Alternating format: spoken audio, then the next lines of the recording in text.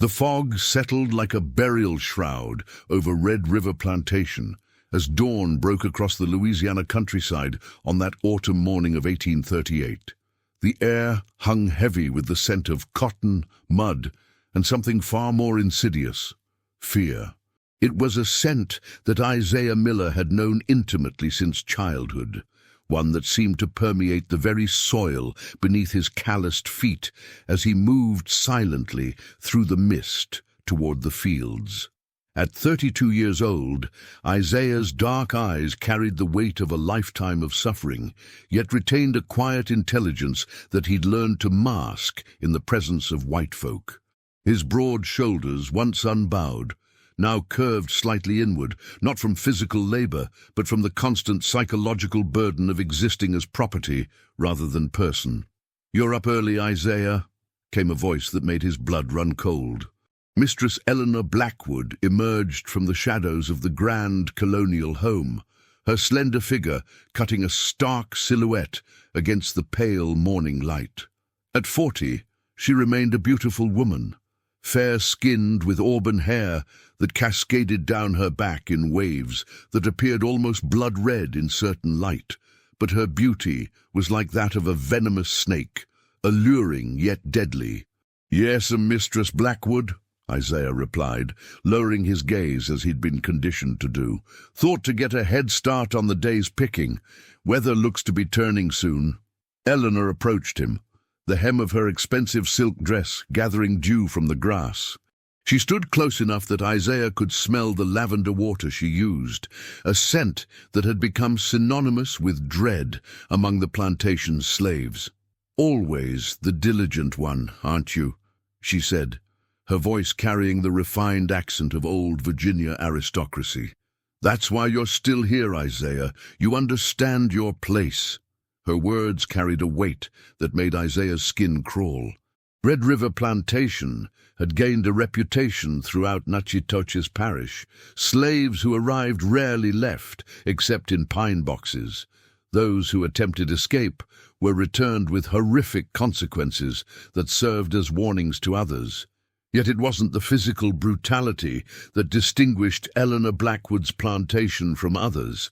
It was the psychological torment, the way she wormed into the minds of those she owned, breaking them from within. "Yes'm," he said simply, knowing any other response could invite unwanted attention. "See that Sarah works the north field today," Eleanor said, mentioning Isaiah's wife of 15 years. "She's been spending too much time in the kitchen. I wouldn't want her getting comfortable." Isaiah felt his heart constrict. Sarah was 5 months pregnant with their third child, though they'd lost their previous 2 in infancy. The Northfield was the farthest and most demanding, a deliberate cruelty that Isaiah recognized instantly. "Mistress, if I might speak," he began, then stopped himself, knowing the dangerous territory he approached. Eleanor's lips curved into a smile that never reached her eyes. "Yes, Isaiah, you wish to speak?" The moment stretched between them, taut as a whip about to crack. "Sarah's been feeling poorly. Perhaps she might serve better in the house until she's recovered," he said carefully, each word measured. A chill breeze swept across the plantation grounds, rustling the cotton plants like ghostly whispers. Eleanor's face remained impassive, but her eyes, those pale blue eyes that seemed to see right through a person, hardened. "Are you presuming to tell me how to manage my property, Isaiah?" she asked softly, her tone more terrifying than any shout. "No, mistress, I wouldn't dare." "And good," she said, reaching out to straighten the collar of his worn shirt, her touch making his skin crawl. "Because you should know by now that everything here, everything, belongs to me, including what grows inside Sarah." The casual cruelty of her words was delivered with such refined calm that anyone overhearing might have thought they were discussing the weather. That was Eleanor Blackwood's particular gift, the ability to terrorize with perfect southern gentility. "Now go about your business," she said, dismissing him with a wave of her hand. "And Isaiah, tell the others we'll be having one of our special gatherings tonight. Attendance is, of course, mandatory." Isaiah felt his blood turn to ice. The gatherings, as Eleanor called them, were events dreaded by every soul on Red River Plantation. Ostensibly social affairs where she would force her slaves to perform, dance and entertain her and occasional guests, they inevitably ended with someone being punished for some arbitrary failure of performance or etiquette. These psychological games were Eleanor's favorite form of control, unpredictable, humiliating, and designed to keep everyone in a constant state of anxiety. "Yes, mistress," Isaiah said, his voice barely audible. As he continued toward the fields, the weight of Eleanor's words pressed down on him like a physical force. The thought of Sarah in the North Field, straining under the Louisiana sun with their unborn child, filled him with a quiet rage that he'd become expert at concealing. 3 previous pregnancies, and only their son Jacob had survived past his first year. At 8 years old, Jacob now worked alongside the other children, sorting cotton and learning early the harsh realities of their existence. The day progressed with the rhythmic labor that defined plantation life, the methodical picking of cotton, the careful placement in baskets, the constant awareness of the overseer's watchful eye. Throughout it all, Isaiah's mind worked on a problem that had occupied him for months. There were whispers among the slaves, hushed conversations about a network of people, both black and white, who helped those in bondage escape to freedom in the north. The Underground Railroad, some called it. Isaiah had long dismissed such talk as dangerous fantasy. The idea of escape seemed impossible, too risky, too likely to end in tragedy. But lately, as Eleanor's cruelty intensified, and with Sarah's pregnancy progressing, he found himself reconsidering. If not for himself, then for his wife and children. By midday, the plantation was alive with activity. Nearly 60 slaves worked Red River's fertile lands, each carrying their own stories of loss and survival. Isaiah moved among them, passing Eleanor's message about the evening's gathering and watching as faces fell and eyes turned downward. "Not again," whispered Esther, an older woman who'd been at Red River longer than anyone could remember. Her fingers, gnarled from decades of picking cotton, trembled slightly. Last time, she made Benjamin dance till his feet bled, then whipped him for staining her floors. "We endure," Isaiah said quietly, the words a mantra among those who lived under Eleanor's rule. "We survive." Esther's knowing eyes met his. "There's surviving, and then there's living, child. Don't you forget the difference." When Isaiah finally found Sarah in the kitchen, her face drawn with exhaustion, but still beautiful to him, he felt the familiar ache of helplessness that had become his constant companion. "She wants you in the North Field," he said softly, when they had a moment alone. Sarah's hand instinctively went to her swollen belly, but her expression remained stoic. At 29, she carried herself with a dignity that Eleanor had never managed to break. "I'll be fine," she assured him, though they both recognized the lie. "And there's to be a gathering tonight," Isaiah added, his voice even lower. Sarah closed her eyes briefly, her only outward sign of distress. When she opened them again, there was a resolve that Isaiah recognized, the same quiet determination that had carried her through loss and suffering without surrendering her spirit. "Isaiah," she said, taking his hand briefly when no one was looking, "we need to talk, not here, tonight after everyone's asleep." The urgency in her voice caught his attention. "What is it?" "I've heard things from the new house girl, the one brought in from New Orleans last month, about people who help others find their way north. Real people, Isaiah, not just stories." The hope in her eyes was almost more than he could bear. "Sarah, we have to try," she interrupted, her voice fierce despite its softness. "Not just for us anymore." The afternoon brought dark clouds rolling in from the west, promising a storm by nightfall. As Isaiah worked, he found his gaze repeatedly drawn to the North Field, where Sarah labored despite her condition. The overseer, a cruel man named Hobbs, who took particular pleasure in enforcing Eleanor's will, seemed to be watching her with unusual attention. By evening, When the slaves gathered in the yard behind the main house as instructed, the air was electric with the coming storm. Eleanor had arranged chairs on the back porch for herself and her unexpected guest, a man Isaiah had never seen before. Tall and severe-looking, with a beard streaked with grey, he observed the assembled slaves with cold calculation. "This is Mr. Whitmore from Charleston," Eleanor announced to the gathered slaves, her voice carrying across the yard. "He's interested in acquiring some new property for his shipping business. I've told him what talented performers you all are." The implications were clear. This was not merely entertainment, but an auction disguised as a social event. The realization spread through the assembled slaves like a physical chill. Families could be separated, lives uprooted at the whim of commerce. "Now," Eleanor continued, settling into her chair with a glass of French wine, "who shall begin our entertainment?" "Isaiah, perhaps you and your lovely wife. I understand she's quite the talented singer."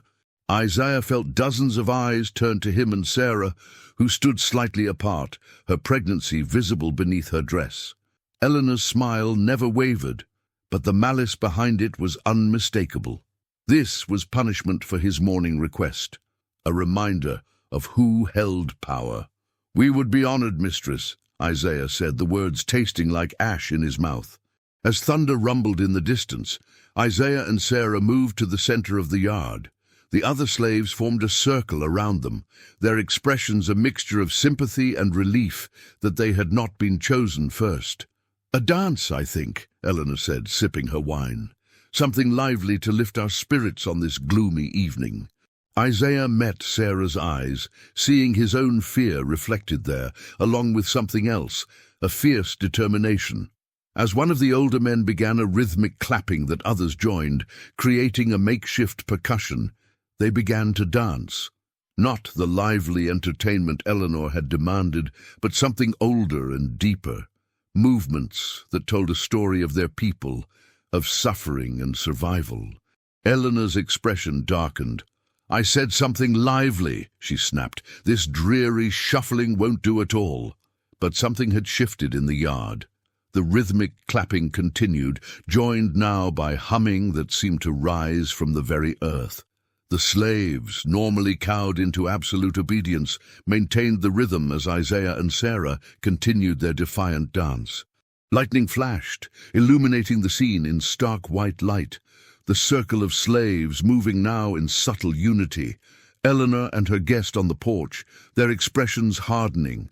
And in the center, Isaiah and Sarah, dancing not for their captors, but for themselves. "Enough!" Eleanor's voice cut through the gathering storm. She rose from her chair, wineglass clutched so tightly, her knuckles shone white. "Mr. Hobbs, I believe discipline is required." The overseer stepped forward, whip already in hand, his face twisted with anticipation. But before he could act, a torrential downpour erupted from the sky, as if the heavens themselves had chosen to intervene. People scattered, slaves returning to their quarters, and Eleanor retreating into her house with her guest, shouting orders that were lost in the deluge. In the confusion and the darkness, Isaiah gripped Sarah's hand. Their eyes met in a moment of perfect understanding. Perhaps there was no better time than now, in the chaos of the storm, with Eleanor distracted by her visitor. "Tonight," Sarah whispered, barely audible above the rain. "We go tonight." As lightning split the sky once more, Isaiah nodded. The decision was made. Whatever dangers lay ahead on the road to freedom, they could not be worse than the slow death of spirit that awaited them at Red River Plantation. Little did they know that Eleanor Blackwood, watching from her window as the slaves dispersed in the rain, was already suspecting treachery. Her pale eyes narrowed as they followed Isaiah and Sarah's retreating figures, a cold calculation forming in her mind. The night promised to be long and full of terrors that would echo through generations to come.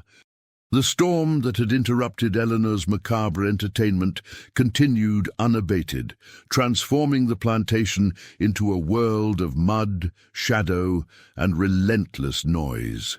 Rain hammered against the wooden walls of the slave quarters, providing a natural cover for hushed conversations and desperate planning.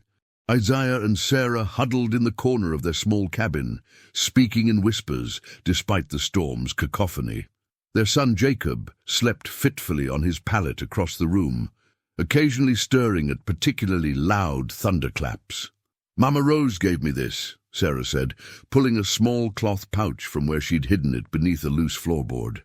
"She says it will keep us from being tracked by dogs."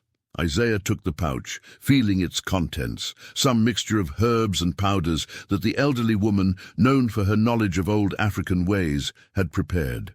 Mama Rose had been on Red River longer than anyone, arriving as a young girl directly from Africa some 60 years prior. Many dismissed her quiet mumblings and strange practices as the ramblings of a mind broken by decades of hardship, but among the slaves her wisdom was respected and her remedies sought after.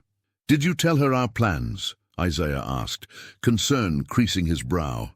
Sarah shook her head. "Didn't need to. She pressed this into my hand yesterday and said, 'When the storm comes, follow the drinking gourd.' She knows, Isaiah. Somehow, she knows." The drinking gourd was a reference they both understood, the Big Dipper constellation that pointed toward the North Star, guiding those brave enough to flee toward freedom. It was part of the coded language of escape that circulated among slaves throughout the South. "And the house girl, the one from New Orleans?" Isaiah pressed, still uncertain about trusting information from someone so new to Red River. "Lily," Sarah supplied. "She says there's a man called Preacher who helps runaways. He'll be waiting by the creek that runs along the north property line tomorrow night. Apparently, he comes every second Tuesday when there's trading in Natchitoches. If we can make it there, he'll guide us to the next safe house." Isaiah's mind raced with calculations. The north property line was nearly 3 miles from their cabin, a difficult journey under normal circumstances, nearly impossible with Sarah's pregnancy and Jacob in tow, all while evading the plantation patrols. "And if this preacher doesn't come, or if it's a trap?" Sarah took his hands in hers. "Then we're no worse off than staying here, waiting for Mistress Blackwood to work us to death or sell us off piece by piece." The truth of her words hung between them. Over the past year, Eleanor had grown increasingly erratic. The plantation's financial troubles were whispered about among the house slaves, who overheard conversations or glimpsed documents. 3 slaves had already been sold to settle debts, families torn apart with the casualness of selling furniture. "I've been setting aside bits of food," Sarah continued. "Not enough to be noticed, but enough to keep us going for a few days. And I've sewn a hidden pocket in Jacob's shirt where I've put the map Lily drew for me."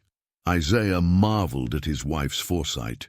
While he had agonized over the decision, she had already begun preparing, demonstrating a resolve that strengthened his own determination. "We'll need to leave late tomorrow," he said, committing to the plan at last.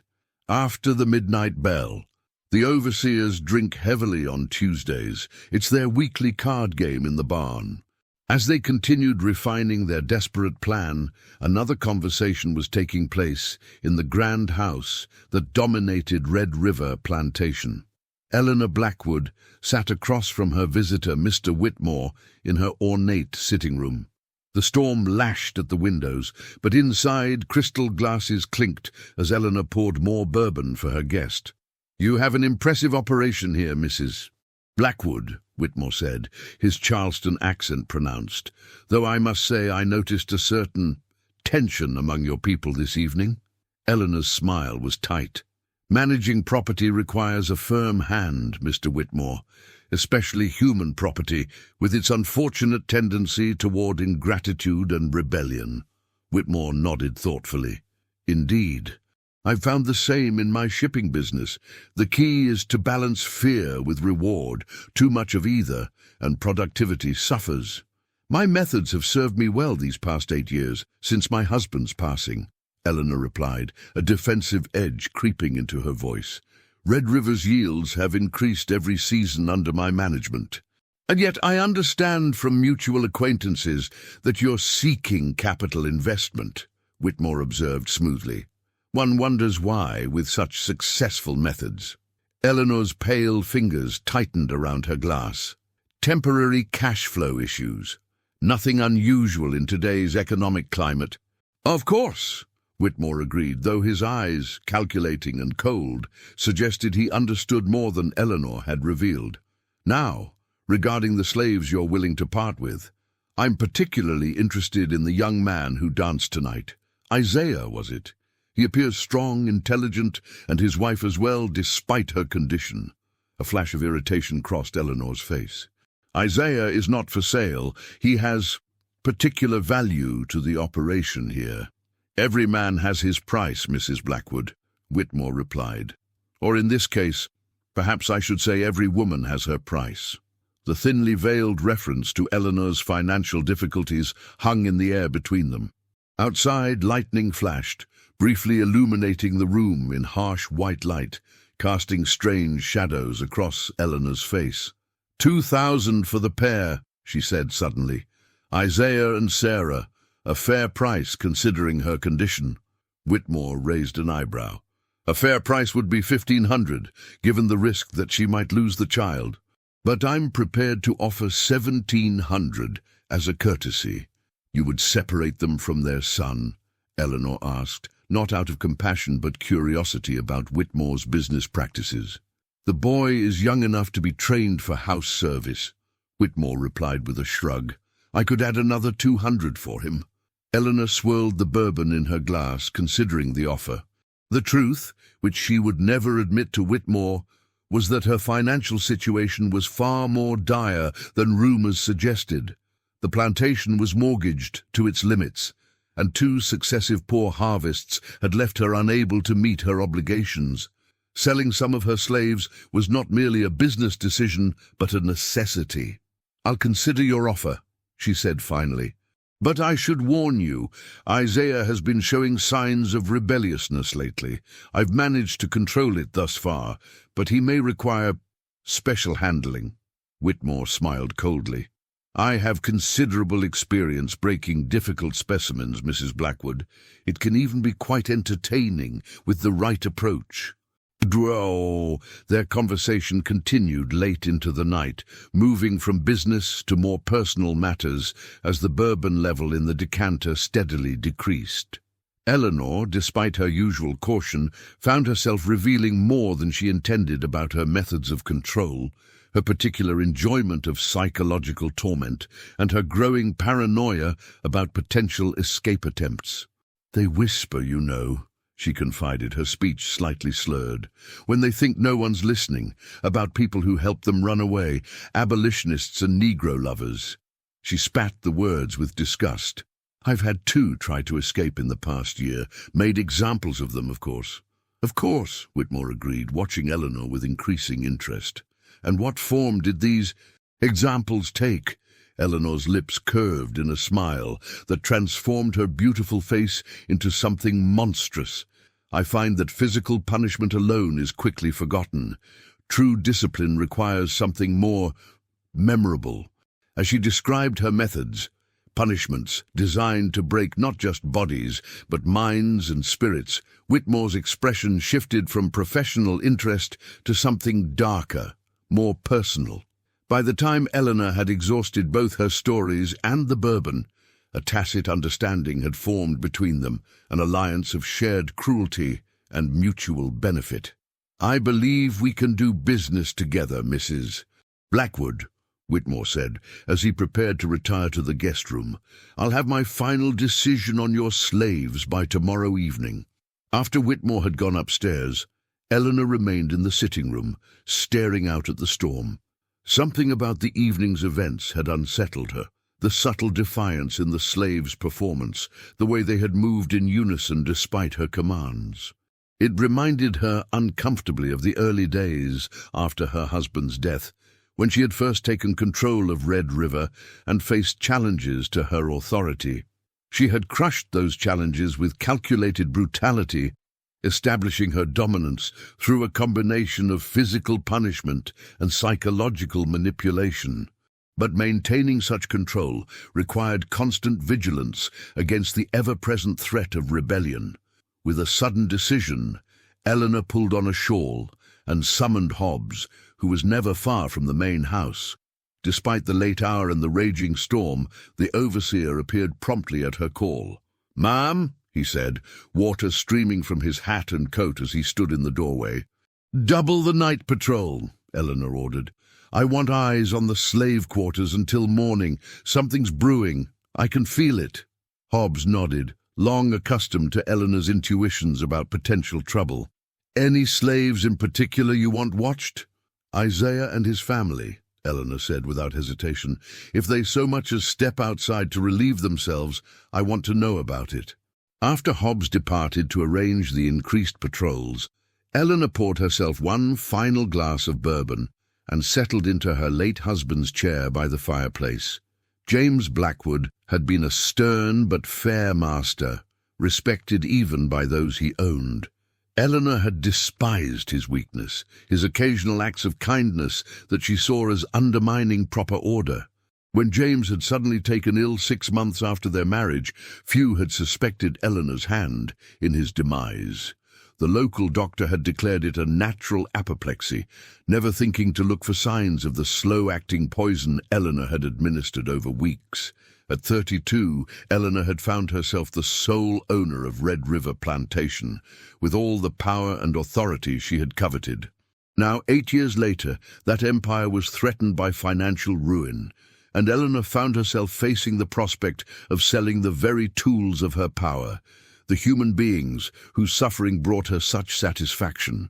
The thought made her grip her glass so tightly that a hairline crack appeared in the crystal. "I'll burn it all down before I surrender control," she whispered to the empty room, a vow heard only by the shadows. Back in the slave quarters, as midnight approached, Isaiah gently woke Jacob. The 8-year-old boy blinked up at his father in confusion. "Listen carefully, son," Isaiah said, his voice barely audible over the storm. "We're going on a journey tonight, a secret journey. You must be very quiet and do exactly as Mama and I say. Can you do that?" Jacob nodded solemnly. Though young, he had already learned the hard lessons of their existence, when to speak, when to remain silent, when to obey without question. "Where are we going?" he whispered. Isaiah and Sarah exchanged a glance, weighing how much to tell their child. "North," Sarah finally answered, helping Jacob into the extra layers of clothing she had prepared. "To a place where we can be free." Jacob's eyes widened with understanding beyond his years. Even at 8, he knew what freedom meant. He had heard the stories, the whispered legends of a land where black people lived without masters, where children could learn to read without fear of punishment, where families remained together. "Will Mistress Blackwood be angry?" he asked, fear creeping into his voice. "We won't be here for her to be angry with us," Isaiah assured him, though the words felt hollow even as he spoke them. The reality of what they were attempting, the terrible consequences of failure, weighed on him like a physical burden. As they made their final preparations, a soft knock on their cabin door froze them in place. Isaiah motioned for Sarah and Jacob to hide the travel bundles while he approached the door cautiously. "Who's there?" he whispered through the thin wooden planks. "Mama Rose," came the reply, the old woman's voice barely audible over the rain. Isaiah cracked the door open, relief washing over him at the sight of the elderly woman rather than an overseer. Mama Rose slipped inside, her thin frame draped in a rain-soaked shawl, her dark eyes taking in the scene with immediate understanding. "You're leaving tonight," she stated rather than asked. "It's too soon. The patrols have been doubled." Sarah stepped forward. "How do you know?" "I know what I know," Mama Rose replied cryptically. "Mistress suspects something. She's had Hobbs station men around the quarters. They're trying to stay hidden, but I've seen them." Isaiah felt a cold dread settle in his stomach. "Then we can't go tonight." "You must," Mama Rose insisted with surprising force. "Not through the north field as you planned, but there's another way." She beckoned them closer, lowering her voice further. "The old drying shed by the East Marsh. The floor has rotted through in the back corner. Beneath it is a tunnel dug during the Spanish days, when this land was disputed territory. It comes out nearly a quarter-mile from the property line." "How do you know this?" Isaiah asked, incredulous. Mama Rose's weathered face creased in a sad smile. "I've been here longer than Mistress Blackwood, longer than her husband before her. This land holds many secrets for those who listen." She pressed something into Isaiah's hand, a small carved wooden figure that he recognized as an old African symbol for protection. "Follow the tunnel until it ends, then head north by the stars. Whatever happens, don't look back." The urgency in her voice convinced Isaiah more than her words. The old woman had never steered anyone wrong in all the years he'd known her. "Come with us," Sarah urged suddenly, gripping Mama Rose's gnarled hand. The old woman shook her head. "My journey is nearly done, child, but yours is just beginning." She turned to Jacob, placing her palm on his head in blessing. "Remember what I taught you, little one, about our people, our ways. The stories live in you now." With that, Mama Rose slipped back out into the storm, leaving the family to adjust their plans based on her warning and guidance. "Can we trust her?" Sarah whispered once the old woman had gone. "More than anyone else here," Isaiah replied with certainty. "If she says the patrols are doubled, then they are. And if she says there's a tunnel—" He trailed off, hope and doubt warring within him. "Then there's a tunnel," Sarah finished firmly. "We go as planned, just by a different route." Outside, the storm continued its assault on Red River Plantation, providing cover for their desperate bid for freedom. But within the grand house on the hill, Eleanor Blackwood stood at her bedroom window, watching the slave quarters through the curtain of rain, her pale eyes narrowed with suspicion. Beside her on the bedside table lay a small pistol, a lady's derringer, elegant but deadly. "I know you're planning something, Isaiah," she whispered to the darkness, "and I'll be waiting." As the midnight bell tolled, muffled by the storm, 3 souls prepared to risk everything for a chance at freedom, unaware that their quest would set in motion events that would haunt Red River Plantation for generations to come. The old drying shed stood like a crooked sentinel at the edge of the East Marsh, its weathered planks silver-black in the occasional flashes of lightning. Isaiah led the way, one arm supporting Sarah while the other carried Jacob, who had grown too tired to walk through the sucking mud and driving rain. They moved from shadow to shadow, using the storm's fury as cover from the increased patrols. Twice they had frozen in place as Eleanor's men passed nearby, holding their breath until the lantern light faded into the darkness. Each encounter had left Isaiah's heart pounding so loudly he feared it might be heard above the thunder. "There," Isaiah whispered, pointing to the dilapidated structure ahead. It had once been used for drying tobacco, back when Red River grew more varied crops, but had fallen into disuse over the years. Now it served only as storage for broken equipment deemed not worth the effort of repair. "Stay low," he instructed as they approached. Sarah nodded, her dress soaked through and clinging to her pregnant belly, her face a mask of determination despite the exhaustion evident in every line of her body. The shed door hung askew on a single rusted hinge, creaking ominously as Isaiah eased it open far enough for them to slip inside. The interior was pitch black, the air thick with the smells of mildew, rotting wood, and stagnant water from the nearby marsh. "Put me down, Papa," Jacob whispered, and Isaiah gently lowered his son to the earthen floor. "I can help." Isaiah squeezed the boy's shoulder with pride before turning to Sarah. "Let me find the spot Mama Rose mentioned. Stay by the door and watch." Using his hands to guide him, Isaiah moved carefully through the shed, feeling his way around broken plows and discarded tools. The floor beneath his feet was indeed rotting, soft and spongy in places. He reached the back corner and pressed down experimentally with his foot. The wooden planks gave way with surprising ease, collapsing into darkness below. "Sarah," he called softly, "I found it." She joined him, Jacob clutching her skirts. In the next flash of lightning through the gaps in the shed walls, they saw what Isaiah had discovered, a roughly circular hole in the floor, revealing a narrow passage below, its walls shored up with ancient bricks and rotting timbers. "How far down?" Sarah asked, peering into the darkness. "Not far, 5 feet, maybe 6. Isaiah lowered himself into the hole, his feet quickly finding solid ground. He reached up. "Hand me Jacob first, then I'll help you." The boy was surprisingly calm as Isaiah lifted him down into the tunnel. Sarah required more assistance, her pregnancy making the descent awkward and dangerous on the slippery earth. When they were all safely below, Isaiah took a moment to orient himself.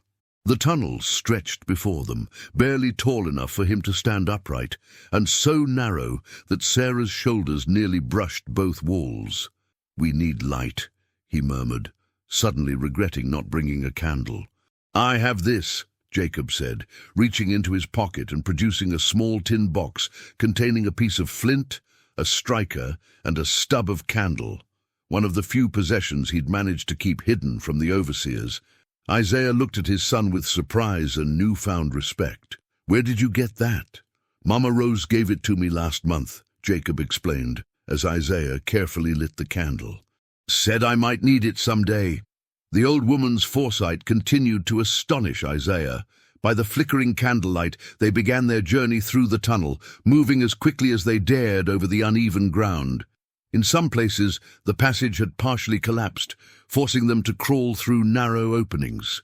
In others, brackish water seeped through the walls, creating slick patches of mud that threatened to trip them. Time lost all meaning in that earthen corridor, their world reduced to the small circle of light and the sound of their own labored breathing. Jacob began to tire again, and Isaiah carried him while Sarah held the candle, one hand braced against the wall for balance. "How much further?" Sarah gasped after what seemed like hours. "I don't know," Isaiah admitted. "Mama Rose said it comes out a 1/4 mile from the property line, but I don't know how straight the tunnel runs." They pressed on, driven by the knowledge that turning back was no longer an option. If their absence had been discovered, Eleanor would show no mercy. Their only hope lay ahead, in the darkness beyond their tiny flame. When they finally reached the end of the tunnel, it came so suddenly that Isaiah nearly walked into the earthen wall before them. The passage simply stopped, with no visible exit. "No," Sarah whispered, despair creeping into her voice for the first time. "There must be a way out." Isaiah handed Jacob to her and began feeling along the walls and ceiling, searching for any sign of an opening. His fingers found a difference in texture overhead, earth giving way to wood. "There's something here," he said, hope rekindling.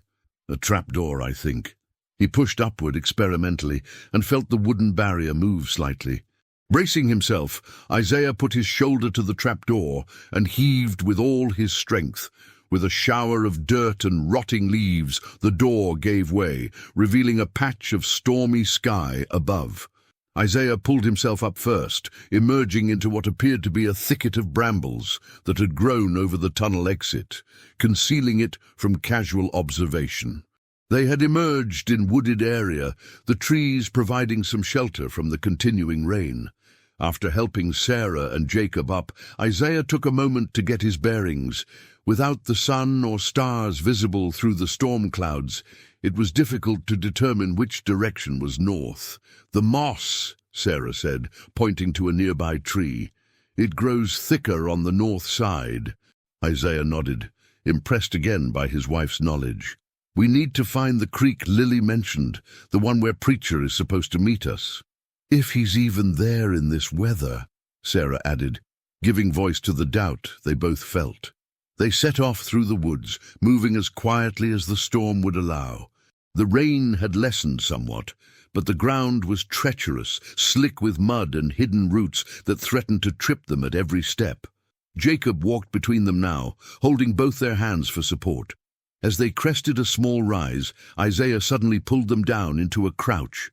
Below them, perhaps 50 yards away, the dark ribbon of a creek was visible, and beside it, the unmistakable glow of a lantern. "Is that him?" Sarah whispered. "Preacher?" Isaiah strained his eyes, trying to make out details through the rain and darkness. The figure holding the lantern appeared to be alone, standing near a large fallen tree that spanned part of the creek. "I don't know," he admitted. "Lily didn't say what he looks like. What if it's a trap?" Sarah's voice trembled slightly. What if Mistress somehow found out? The possibility had occurred to Isaiah as well.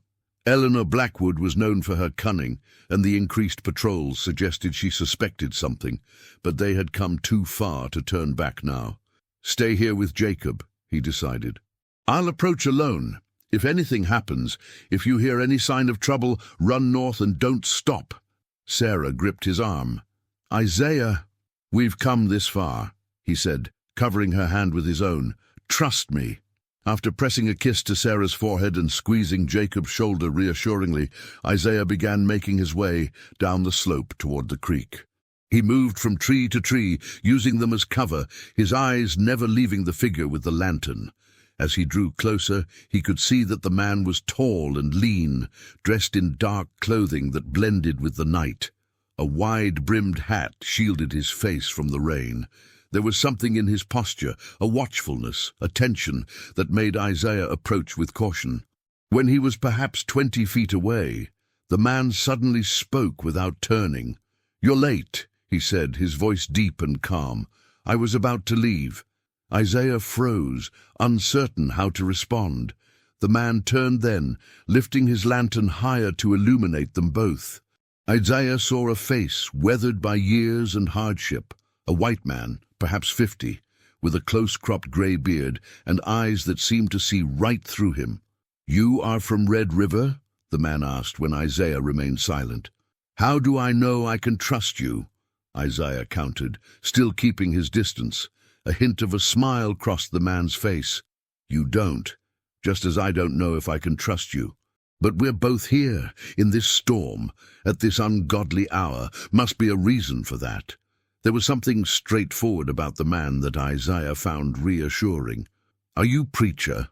he asked finally. The man nodded once. "Some call me that, though I haven't led a proper service in many years." He glanced past Isaiah, toward the trees. "You didn't come alone." It wasn't a question, but Isaiah answered anyway. "My wife and son." Preacher's expression remained neutral. "The house girl mentioned a wife. Didn't say anything about a child. Is that a problem?" Isaiah tensed, ready to run if necessary. "It makes things harder," Preacher admitted, "but not impossible." He gestured toward the woods. "Best bring them down. We need to move quickly. The storm won't last forever." Isaiah hesitated only a moment before turning to signal Sarah. She emerged from the trees with Jacob, moving carefully down the slope to join them. Preacher's eyes widened slightly at the sight of Sarah's pregnant condition, but he made no comment. Instead, he turned and began walking alongside the creek, clearly expecting them to follow. "We'll follow the water for a mile or so," he explained as they fell in behind him. "Harder for dogs to track through water if they send any after you." "They will," Isaiah said with certainty. "Mistress Blackwood doesn't let go of what she considers hers." Preacher grunted in acknowledgement. "I've heard stories about that woman, none of them good." They walked in silence for a time, the only sounds the rushing of the creek and the steadily diminishing rain.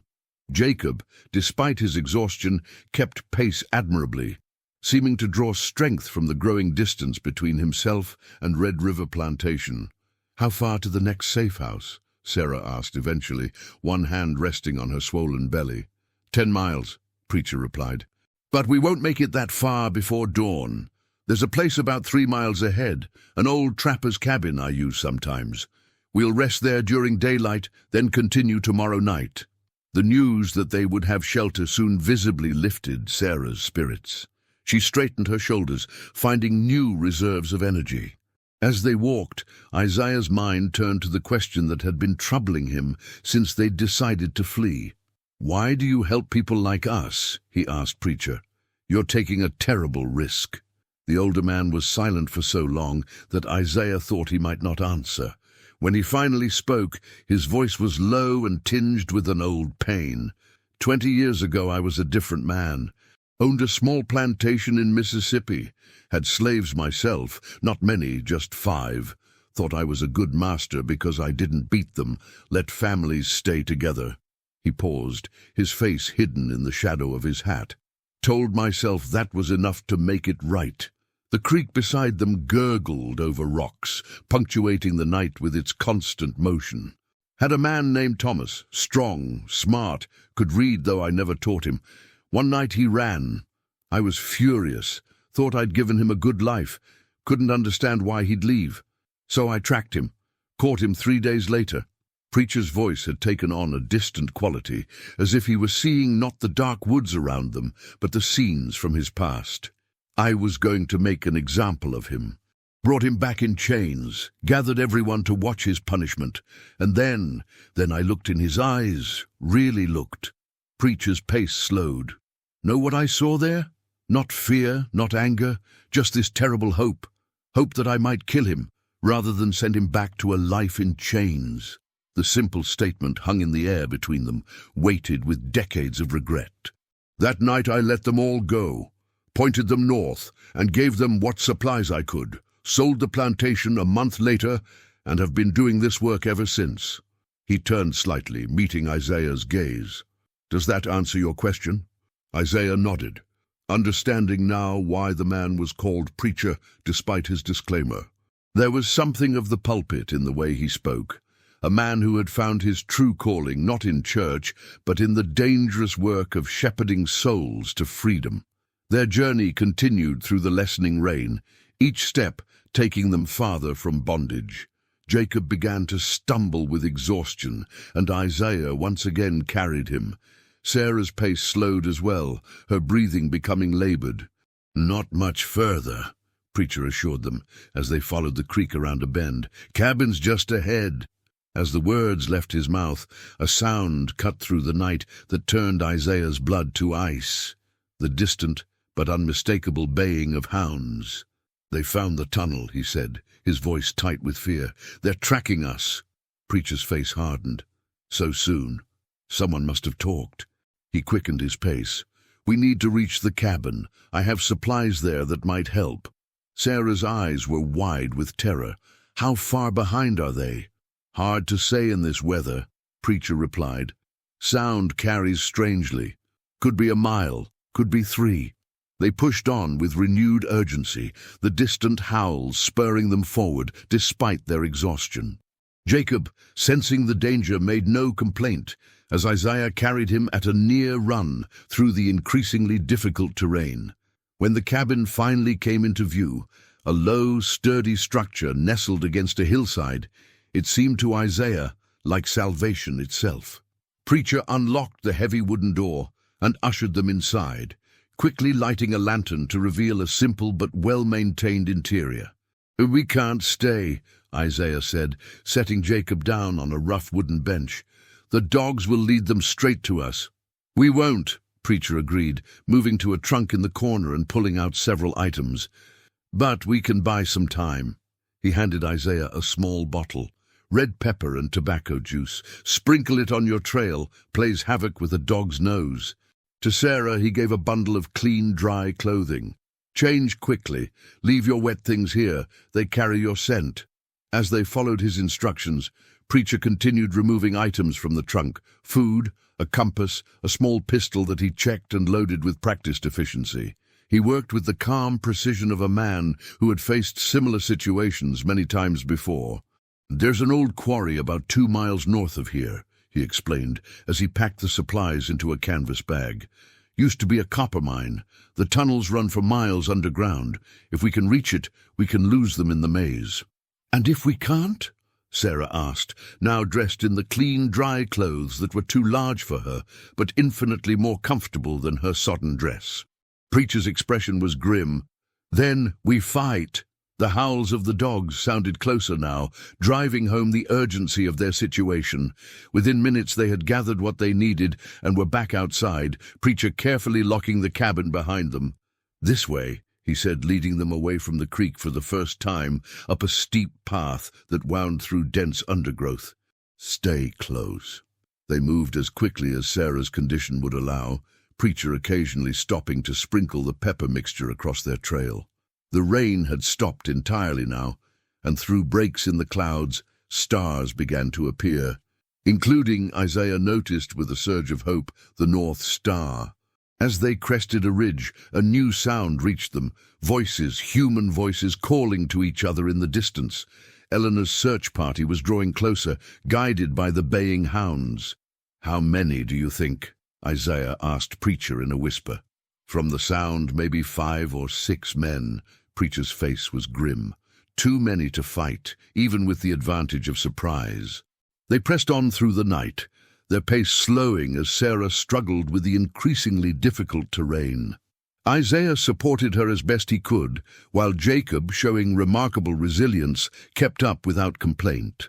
The quarry appeared before them suddenly, a gaping wound in the earth, its depths lost in shadow. A crude path led down into the darkness, barely visible in the faint starlight. "Careful," Preacher warned as they began their descent. "Paths treacherous even in daylight." They had made it halfway down when disaster struck. A loose stone rolled under Sarah's foot, causing her to lose her balance. Isaiah lunged to catch her, but her momentum carried them both down, sliding and tumbling down the rocky slope until they came to rest at the bottom, bruised and shaken, but miraculously not seriously injured. "Mama! Papa!" Jacob called, his small voice echoing in the quarry as Preacher helped him safely down to join his parents. "I'm all right," Sarah assured them, though her face was pale with pain. "The baby's all right too, I think." Isaiah helped her to her feet, but as she tried to put weight on her right ankle, she gasped and nearly fell again. "It's twisted," she said, despair evident in her voice. "I can't walk on it." And the sounds of pursuit were drawing inexorably closer. The dogs' howls, now accompanied by the crashing of men through undergrowth and the occasional shout as they followed the trail. "I'll carry her," Isaiah decided immediately. Preacher shook his head. "Not through the mine tunnels. They're too narrow in places. You'd never make it." "We can't leave her," Isaiah said fiercely. "No," Preacher agreed, his face set in lines of grim determination. "But there's another way." He looked between Isaiah and Sarah, his eyes reflecting the terrible choice before them. "I can lead them away while you and the boy hide in the tunnels." "No," Sarah said before Isaiah could respond. "They'll kill you." "Maybe," Preacher acknowledged, "but I've lived my life, made my peace." He turned to Isaiah. "The main tunnel leads straight north for about half a mile before it branches. Take the right fork, follow it until you reach a wooden door. Beyond that is a series of chambers where the miners once lived. Wait there until tomorrow night. If I can, I'll come back for you." "And if you can't?" Isaiah asked, though he already knew the answer. "Then head north by the stars. Next safe house is an old church with a red door in Clarksville. Ask for Mother Rebecca." The sound of the dogs was alarmingly close now. They had reached the top of the quarry and would soon discover the path down. "There's no time to argue," Preacher said, pressing the canvas bag into Isaiah's hands. "Take the boy, go!" Isaiah looked at Sarah, her face streaked with dirt and tears, but still beautiful to him, still the center of his world. "I won't leave you." "You must," she insisted, her voice breaking. "For Jacob, for our unborn child. We always knew the cost might be high, Isaiah. Please, don't let it be for nothing." The terrible truth of her words struck Isaiah like a physical blow. Their bid for freedom had always carried the risk of separation, of loss. But facing that reality now, in this dark quarry with the sounds of pursuit growing ever closer, was almost more than he could bear. "I'll find you," he promised, pulling her into a fierce embrace. "Whatever happens, I'll find you." "I know you will," Sarah whispered, clinging to him for what they both feared might be the last time. "Now go." Isaiah knelt to embrace Jacob, who had been watching the exchange with wide, frightened eyes. "We have to go with Preacher's plan," he explained gently. "Mama's hurt, so she and Preacher are going to lead the bad men away while we hide." "But," Jacob began, his lower lip trembling. "Be brave for me, little man," Sarah said, touching her son's cheek. "Go with your papa. I'll see you soon." The lie hung between them, necessary and painful. Preacher touched Isaiah's shoulder. "The tunnel entrance is there," he said, pointing to a dark opening in the quarry wall. "Go now, while there's still time." With a final agonizing look at Sarah, Isaiah took Jacob's hand and led him toward the tunnel. At the entrance, he turned back one last time to see Preacher helping Sarah in the opposite direction, toward a path that led up and out of the quarry to the east, away from the northern route to freedom. "Come on, son," he said, his voice thick with unshed tears. "We have to go." As they disappeared into the darkness of the mine, Isaiah heard the first shouts of their pursuers reaching the quarry's edge. He forced himself not to look back, not to run to Sarah's aid. Instead, he focused on the narrow beam of light from the small candle Preacher had given him, and on the small, warm hand clasped in his own, the living reminder of why they had risked everything for freedom. Behind them, the night erupted with shouts and the triumphant baying of hounds as the hunters closed in on their prey. The darkness of the mine tunnel enveloped Isaiah and Jacob like a shroud, the feeble light of their single candle barely illuminating a few feet ahead. Water dripped from the ceiling, a steady, mournful rhythm that matched the beating of Isaiah's heart. They moved forward slowly, Isaiah stooping to avoid the low beams that supported the tunnel roof. Jacob pressed close to his side. "Papa," Jacob whispered after they had walked for what seemed like an eternity, "will they hurt Mama?" The innocent question pierced Isaiah like a physical wound. He wanted to offer reassurance, to tell his son that everything would be all right, but he couldn't bring himself to speak what might be a lie. "Preacher will protect her," he said instead, hoping it was true. "He knows what he's doing." Whether Jacob believed him or simply understood that some questions had no good answers, the boy fell silent again, focusing on placing his feet carefully on the uneven ground. They continued through the oppressive darkness, following Preacher's directions. The tunnel indeed ran straight for a considerable distance before reaching a fork. Isaiah paused, holding the candle higher to examine the diverging paths. "Right fork," he murmured to himself, remembering Preacher's instructions. The passage they entered was narrower than the main tunnel, forcing Isaiah to turn sideways in some places. Jacob, small and nimble, had an easier time, occasionally getting ahead of his father before waiting patiently for him to catch up. When they finally reached the wooden door Preacher had described, it took all of Isaiah's strength to force it open, the swollen wood scraping against the stone floor with a groan that echoed through the tunnel. Beyond lay a series of small chambers carved from the living rock, abandoned mining equipment scattered among crude furniture fashioned from wooden crates and barrels. "Is this where we're supposed to wait?" Jacob asked, his voice small in the cavernous space. Isaiah nodded, setting the candle on a rough-hewn table. "Yes, we'll be safe here until Preacher comes back." The words felt hollow, a promise he had no authority to make. As he unpacked the canvas bag Preacher had given them, Isaiah tried not to think about Sarah, about what might be happening above ground. The bag contained basic supplies, some dried meat and hard biscuits, a water skin, a small knife, and the compass Preacher had shown them earlier. There was also a folded piece of paper that, when opened, revealed a crudely drawn but detailed map of the area, with markings indicating safe houses and dangerous areas to avoid. Isaiah studied the map by candlelight, tracing with his finger the route they would need to take if, when, they continued their journey north without Preacher's guidance. The next safe house was indeed in Clarksville, as Preacher had said, a journey of nearly 30 miles through unfamiliar territory. "Are you hungry?" he asked Jacob, who had been silently exploring the chamber, running his small hands over the tools left behind by miners long gone. The boy nodded, and Isaiah cut small portions of the dried meat and biscuits for them both. They ate in silence, the weight of their situation pressing down like the tons of earth and rock above their heads. After their meager meal, exhaustion finally caught up with Jacob. The boy's eyes drooped despite his obvious effort to stay awake. Isaiah arranged his coat on the floor to create a makeshift bed, and within minutes of lying down, Jacob was asleep, his breathing deep and even. Left alone with his thoughts, Isaiah found himself unable to rest. He paced the small chamber, ears straining for any sound from above that might indicate what had happened to Sarah and Preacher. But there was only silence, broken occasionally by the distant drip of water and the soft breathing of his sleeping son. Hours passed, and the candle burned lower.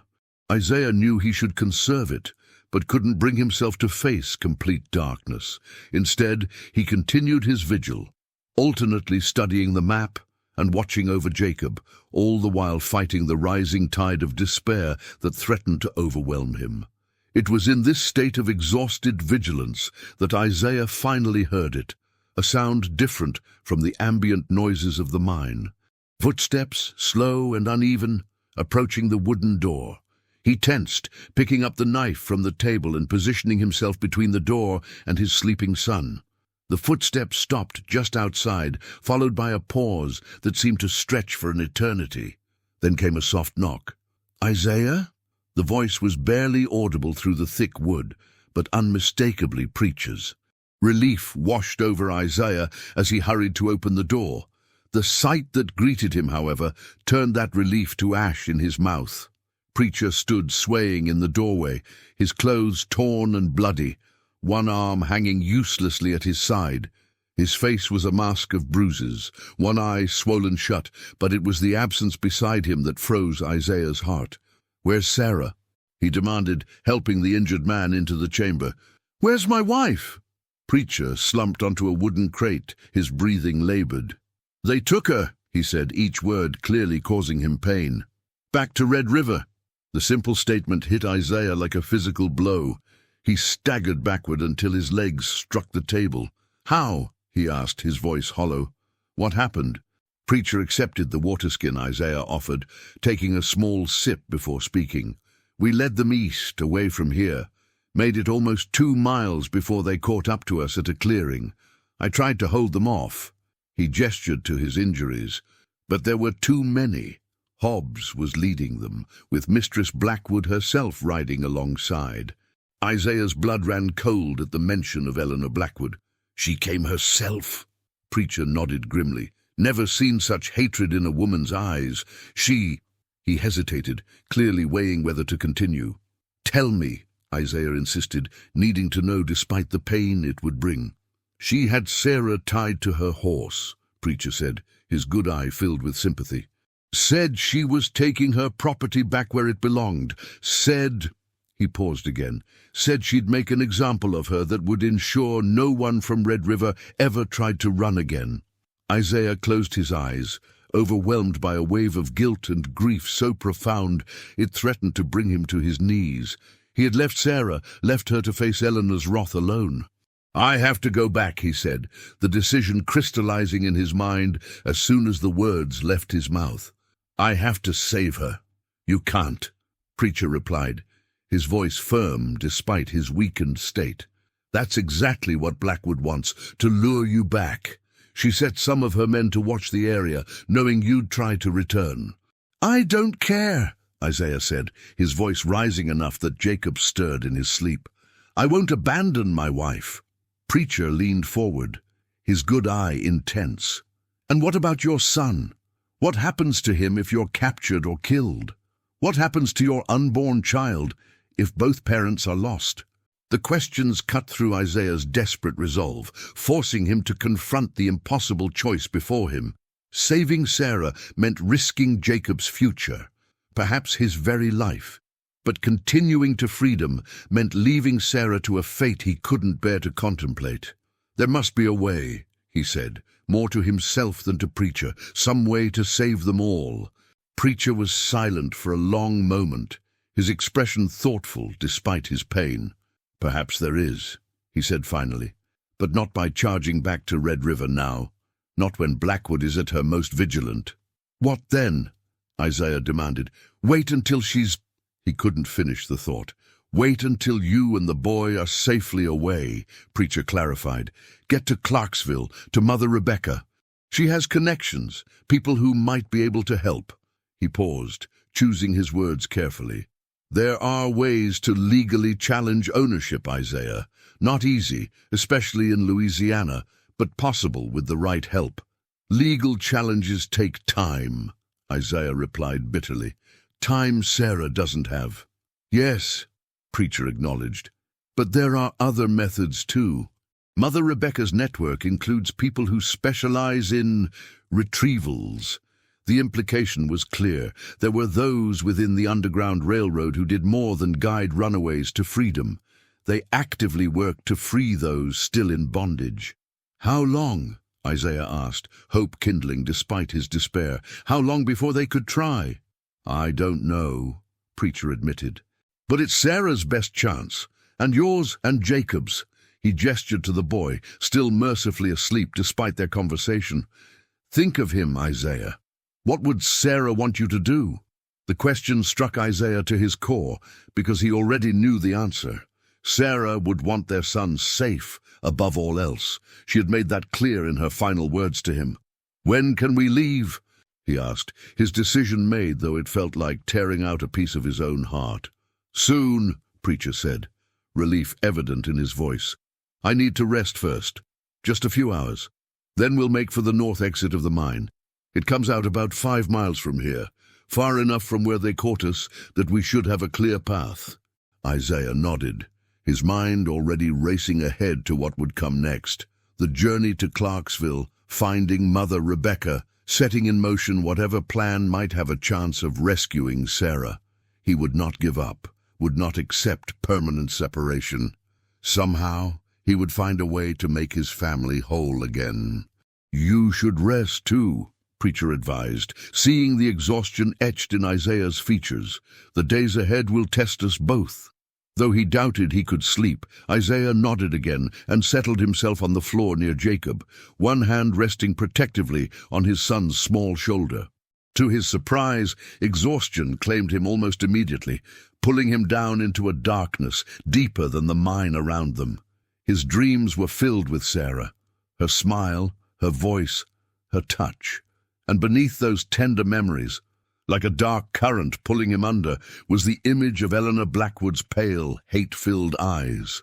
Eleanor Blackwood stood at the window of her study, watching as Hobbs and his men secured the unconscious form of Sarah to a post in the yard. The pregnant woman's dress was torn and dirty, her face streaked with mud and tears, but she had fought with surprising strength when they'd captured her. It had taken 2 men to subdue her without risking harm to the unborn child, Eleanor's property, as she had reminded everyone present. The door opened behind her, and Mr. Whitmore entered without knocking, a liberty Eleanor would normally not tolerate. But there was something in his expression, a cold appreciation, that stayed her rebuke. Impressive work, Mrs. Blackwood, he said, joining her at the window, to personally lead the pursuit and capture a runaway in your delicate position. Eleanor's lips curved in a smile that held no warmth. There is nothing delicate about me, Mr. Whitmore, something you would do well to remember. Whitmore inclined his head in acknowledgement. Indeed, your handling of this situation has been most illuminating. He gestured to the yard where Sarah was beginning to regain consciousness. And now, what becomes of her? An example must be made, Eleanor replied, her voice detached as if discussing crop rotation rather than human punishment. The others need to understand the consequences of such betrayal. And the husband? The child? Whitmore asked, genuine curiosity in his tone. Isaiah will return for her, Eleanor said with absolute certainty. He won't be able to help himself, and when he does... She let the sentence hang unfinished, the implication clear. Whitmore studied her with new interest. You understand them well. Your property. I understand people, Mr. Whitmore. Their weaknesses, their predictable sentimentality. She turned from the window to face him directly. Which brings me to our business. I believe you expressed interest in acquiring certain assets from Red River. I did, Whitmore confirmed, though I must admit, my interests have evolved since witnessing your methods firsthand. Eleanor raised an eyebrow, intrigued despite herself. Oh, I believe we might have more to offer each other than a simple transaction, Whitmore said smoothly. My shipping business extends beyond mere cargo. There are specialty markets for certain types of property, markets where your particular talents for breaking and controlling could be extremely valuable. Eleanor considered his words, understanding immediately the nature of the proposition. What Whitmore was suggesting went beyond the already brutal but legal slave trade. He was talking about something darker, something that operated in shadows even in the slaveholding South. An interesting proposition, she said carefully, though one that carries significant risks. All profitable ventures do, Whitmore replied with a shrug. But the returns... Well, let's just say your financial difficulties would become a distant memory. The offer was tempting, a solution to the mounting debts that threatened Red River, and an outlet for the darker impulses that Eleanor had always struggled to keep within socially acceptable bounds. But she was not a woman to be rushed into decisions, especially those involving new partnerships. "I'll need time to consider," she said finally, "and to see how our current situation resolves itself." Whitmore nodded, apparently unsurprised by her caution. "Of course. I'll remain your guest a few more days, if that's acceptable." His gaze returned to the window, to Sarah now fully conscious and pulling futilely against her bonds. "I'm quite interested to see your methods in action." After Whitmore left, Eleanor remained at the window, watching as Hobbs gathered the plantation's slaves, those who hadn't fled with Isaiah, to witness what was to come. Their faces were carefully blank, years of survival having taught them to hide their true feelings in her presence, but she knew they were watching, listening, absorbing the lesson she was about to impart. She left her study and descended to the yard, each step measured and deliberate. The slaves parted before her like water, no one daring to meet her eye as she approached Sarah. "Where is he?" Eleanor asked without preamble, stopping a few feet from the bound woman. Sarah, despite her condition and the obvious pain she was in, lifted her chin defiantly. "Gone, free, beyond your reach." The simple statement, delivered with quiet dignity, sparked a fury in Eleanor that momentarily clouded her vision. She stepped forward and slapped Sarah hard across the face, the sound cracking like a whip in the silent yard. "No one is beyond my reach," Eleanor hissed, leaning close, "especially not property that bears my mark."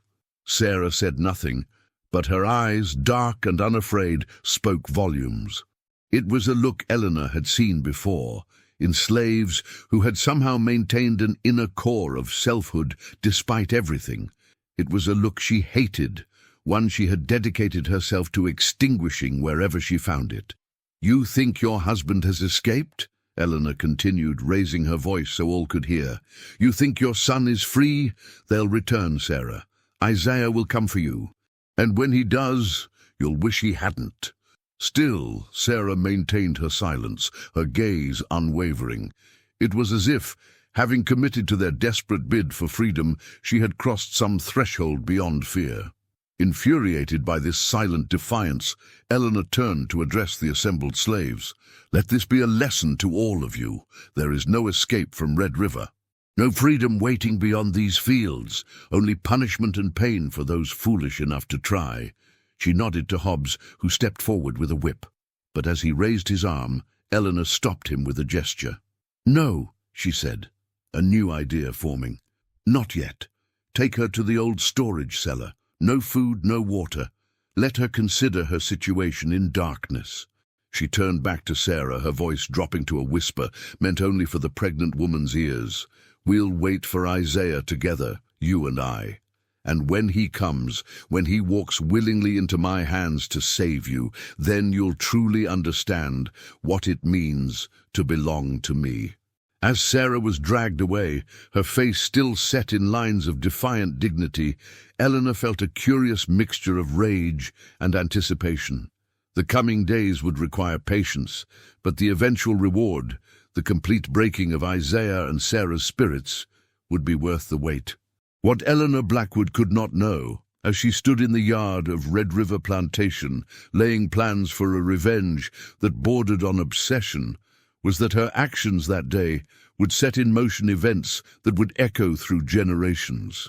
She could not know that the cruel legacy she was creating would cast a shadow far beyond her lifetime, haunting Red River long after her bones had returned to the Louisiana soil.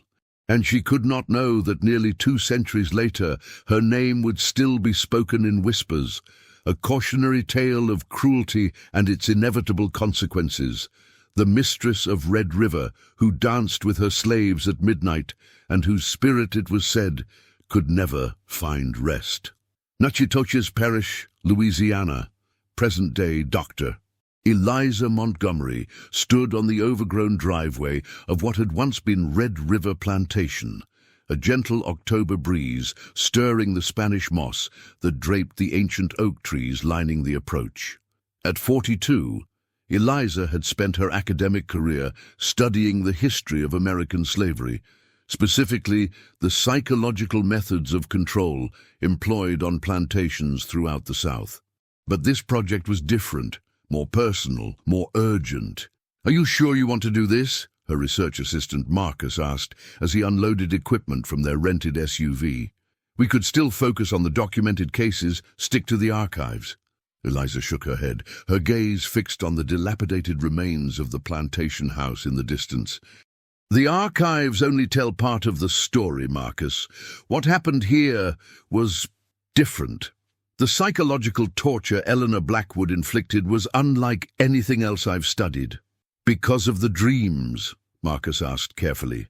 They had worked together long enough that he knew her unusual connection to this particular historical site, though he remained professionally skeptical.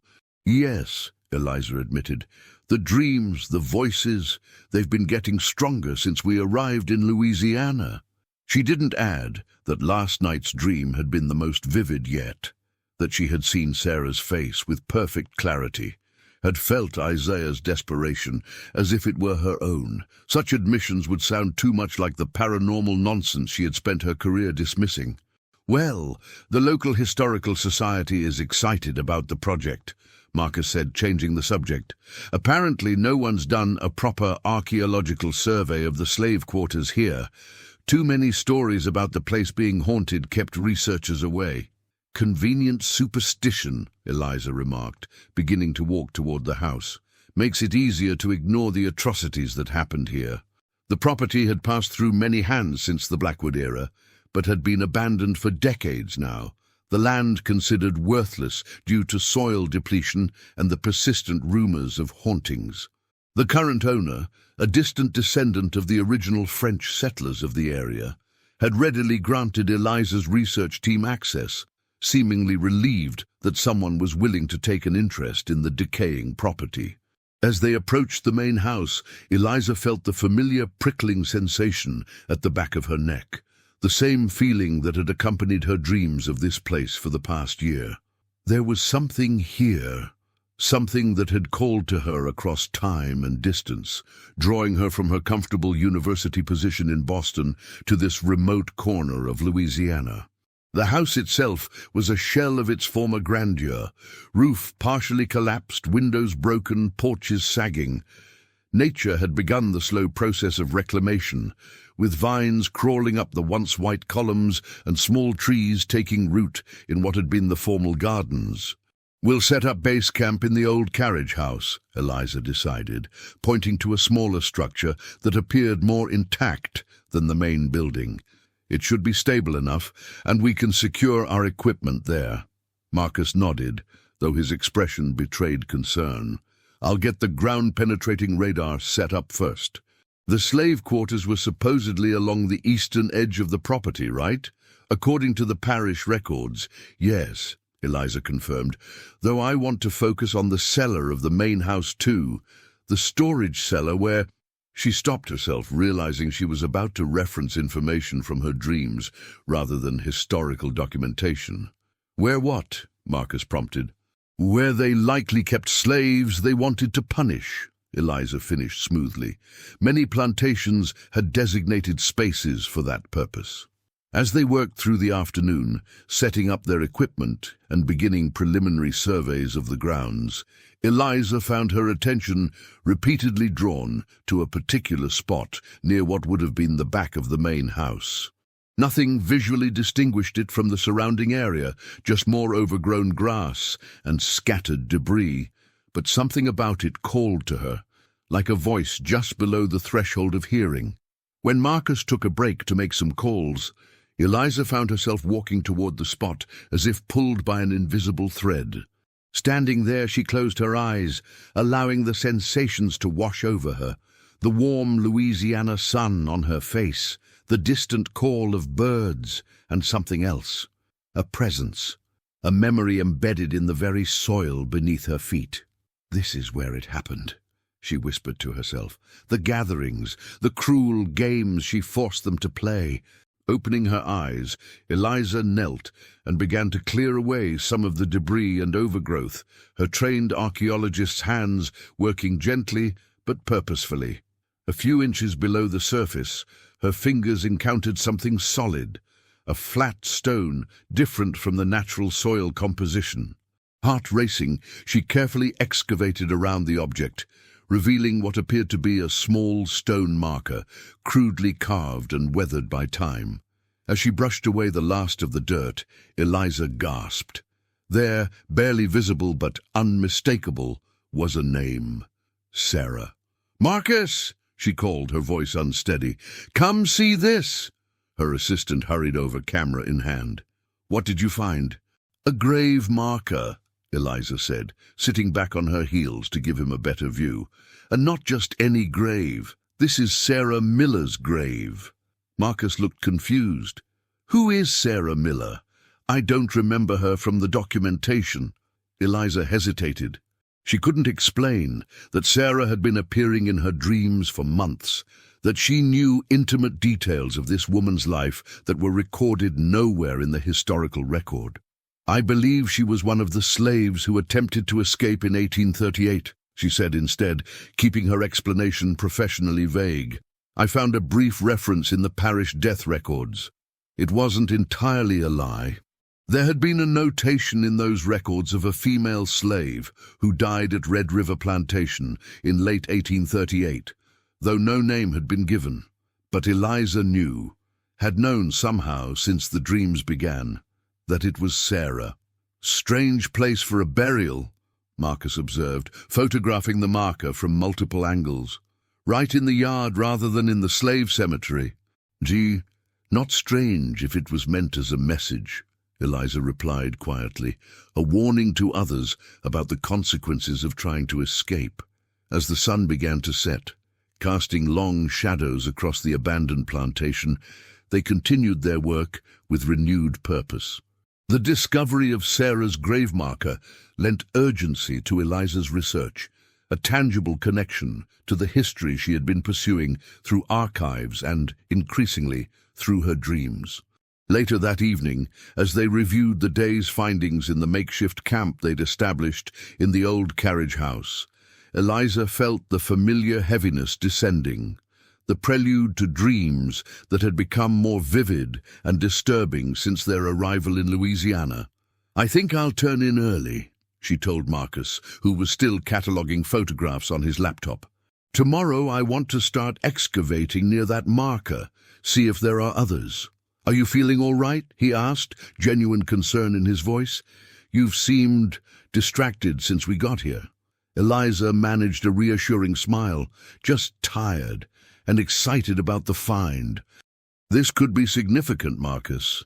Personal identification of an enslaved person from that period is rare, especially one associated with an escape attempt." He nodded, though his expression suggested he wasn't entirely convinced. "Sleep well, then. I'll finish up here." In the small tent she'd set up for privacy, Eliza lay on her cot and stared at the canvas above, listening to the night sounds of the Louisiana countryside, so different from the urban backdrop of Boston that usually accompanied her sleep. Despite her exhaustion, she felt a strange reluctance to close her eyes, knowing what likely awaited her in dreams. "What happened to you, Sarah?" she whispered into the darkness. "What did she do to you?" Sleep claimed her eventually, and with it came the dreams, more vivid than ever before.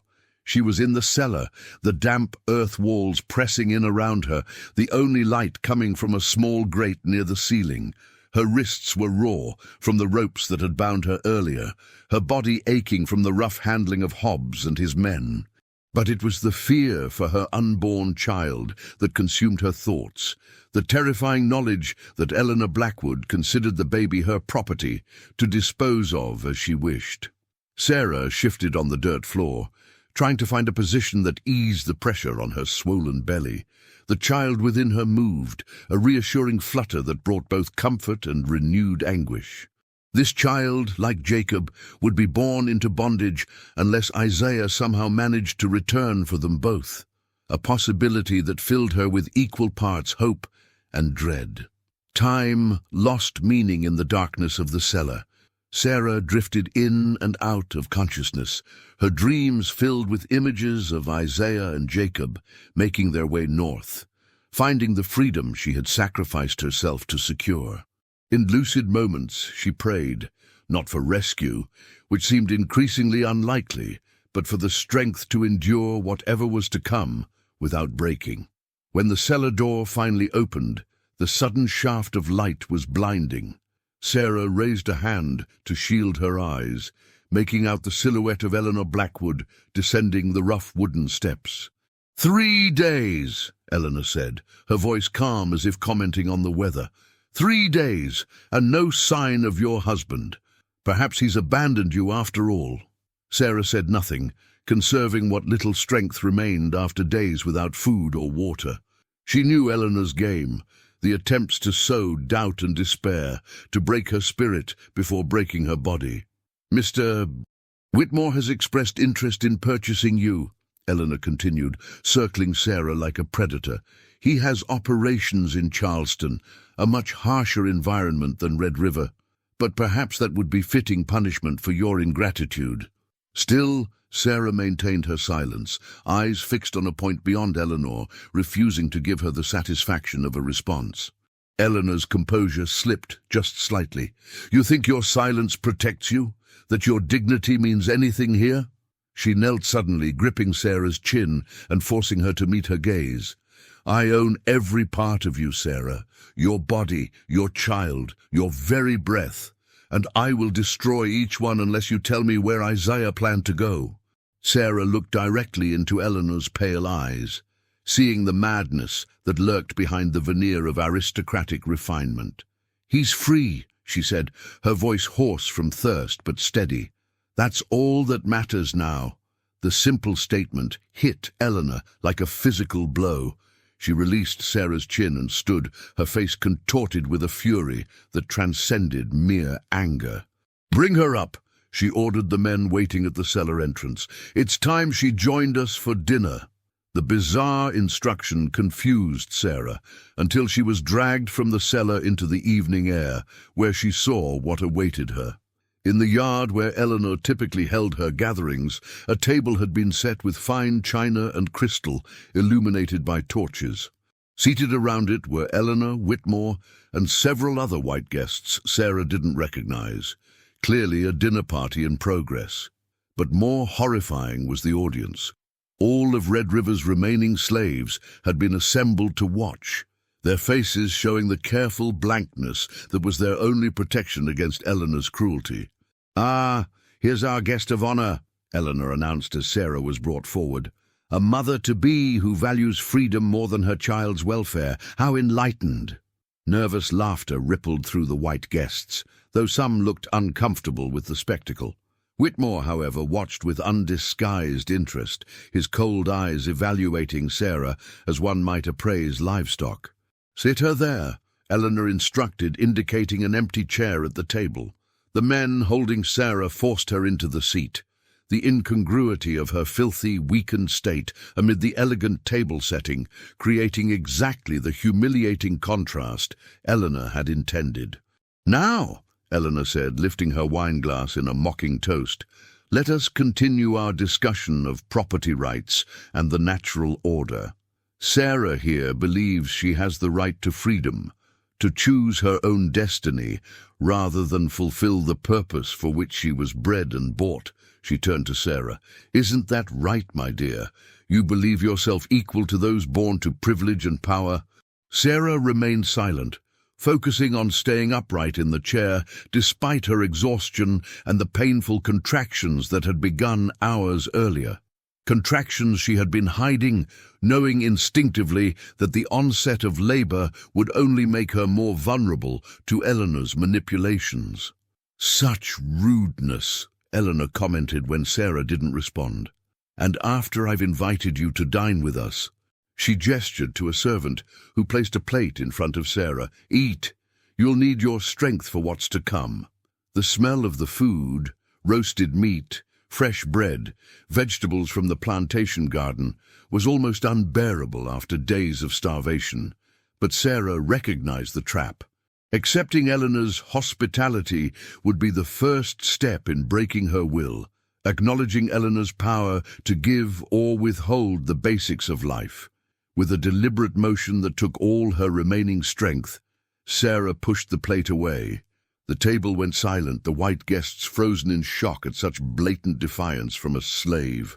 Eleanor's face flushed with anger, then settled into a cold smile that was far more terrifying. "You misunderstand, Sarah," she said softly. "That wasn't a request." She nodded to Hobbs, who moved behind Sarah's chair. "Hold her." As Hobbs gripped her shoulders, Eleanor rose and walked around the table, picking up Sarah's discarded plate as she approached. Without warning, she grabbed Sarah's jaw, forcing her mouth open, and began shoving food into it. "Eat," she commanded, her voice rising. "Eat what your mistress provides, ungrateful creature." Sarah choked and struggled, but weakened by days without food and the advancing labor, she could do little against Hobbs's strength and Eleanor's manic determination. Around them, the assembled slaves watched in horror, while the white dinner guests shifted uncomfortably or looked away entirely. Only Whitmore seemed truly engaged, leaning forward with an expression of fascinated approval. When Eleanor finally stepped back, Sarah gasped for breath, food and spittle running down her chin, tears of humiliation and rage streaming from her eyes. But still, she did not break. Meeting Eleanor's gaze, she summoned her last reserves of strength and spoke, her voice low but clear enough for all to hear. "You can own my body," she said, "but you will never own my soul. That belongs to God alone." A hush fell over the yard. Even the night creatures seemed to go silent, as if nature itself recognized the significance of the moment, a moment of pure moral clarity amid the corrupting influence of slavery's brutal power dynamics. Eleanor stood perfectly still, something in Sarah's quiet dignity seeming to unnerve her more than any physical resistance could have. When she finally spoke, her voice was so controlled, so devoid of emotion, that it was more frightening than any display of rage. "Take her back to the cellar," she ordered Hobbs. "It seems our guest isn't quite ready for civilized company." As Sarah was dragged away, a particularly strong contraction doubled her over, drawing a gasp of pain that she couldn't suppress. Eleanor's eyes narrowed. "Is she in labor?" she demanded of no one in particular. An older slave woman who had helped with births on the plantation for decades stepped forward hesitantly. "Yes, mistress, the baby is coming." A slow, terrible smile spread across Eleanor's face. "Perfect timing. Bring her to the birthing room instead." She turned to her dinner guests. "My apologies for the interruption. Please, continue enjoying your meal. I have a matter of business to attend to." The birthing room was a small chamber attached to the slave quarters, where generations of enslaved women had brought children into the world of bondage. Under normal circumstances, it was a place of some minimal comfort, one of the few spaces where slaves were allowed a degree of autonomy and community support during the birthing process. But as Sarah was brought there under Eleanor's direct supervision, it was clear this birth would be different. The usual women who attended births were barred from entering, replaced by Hobbs and another male overseer who clearly had no experience with childbirth. Eleanor herself presided over the scene like some dark parody of a midwife, issuing orders and watching Sarah's suffering with clinical detachment. "Secure her to the bed," Eleanor instructed, "wrists and ankles. We wouldn't want our valuable property trying to harm herself or the child." As the men bound Sarah to the crude birthing pallet, her contractions intensified, the pain blurring the edges of her consciousness. Through the haze of agony, she was aware of Eleanor leaning close, whispering in her ear. "I will raise this child as I see fit," she said, her voice soft but laced with malice. "It will never know your name, never hear of Isaiah or Jacob.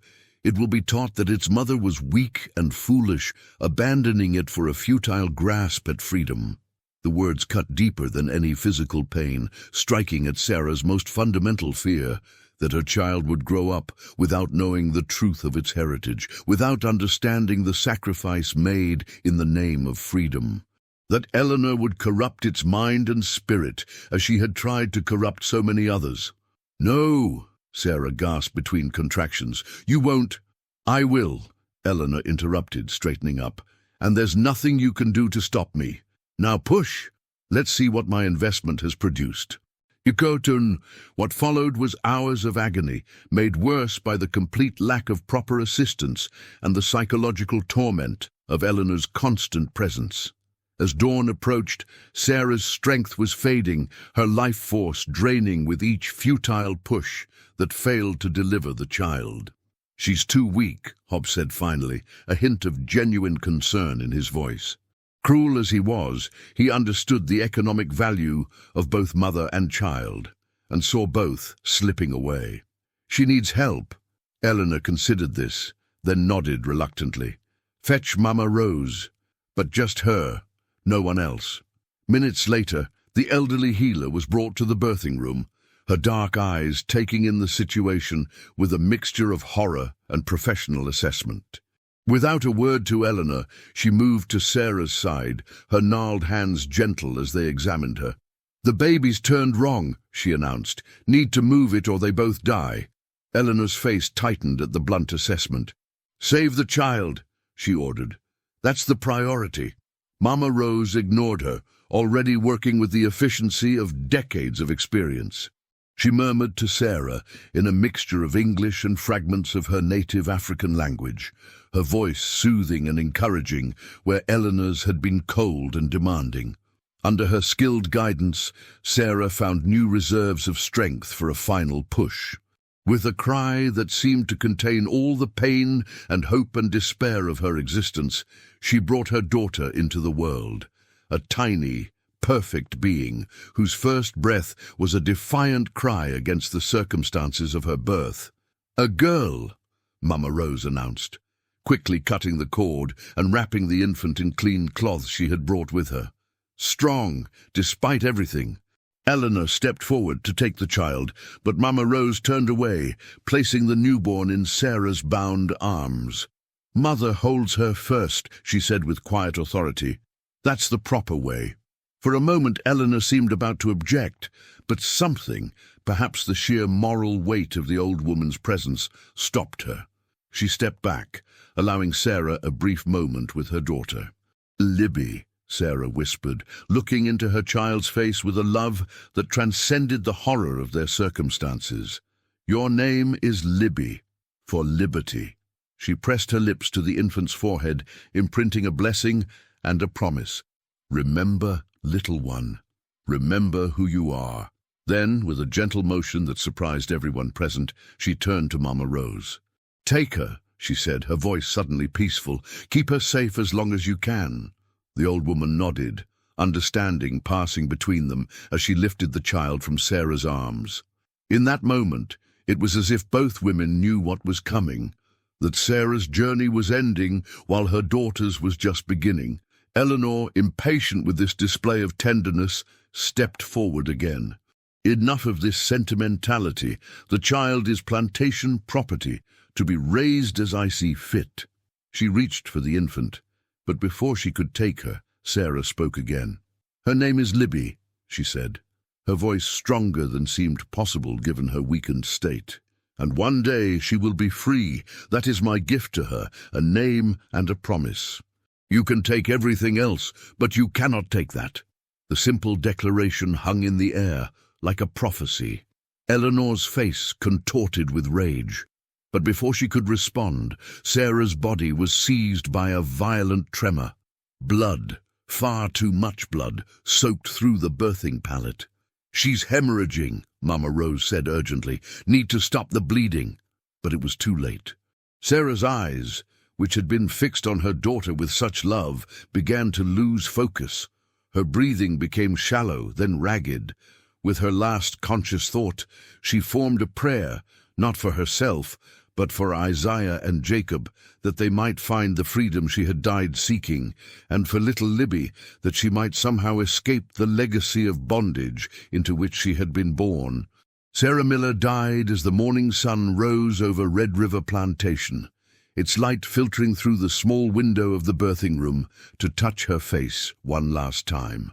Her expression in death was not one of defeat, but of transcendence, as if, in her final moments, she had glimpsed something beyond the suffering of her earthly existence.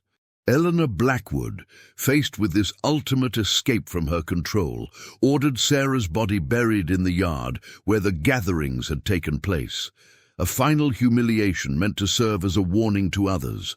But those who dug the grave and placed the small stone marker did so with quiet reverence, recognizing in Sarah's death a dignity that Eleanor, for all her power, could never touch.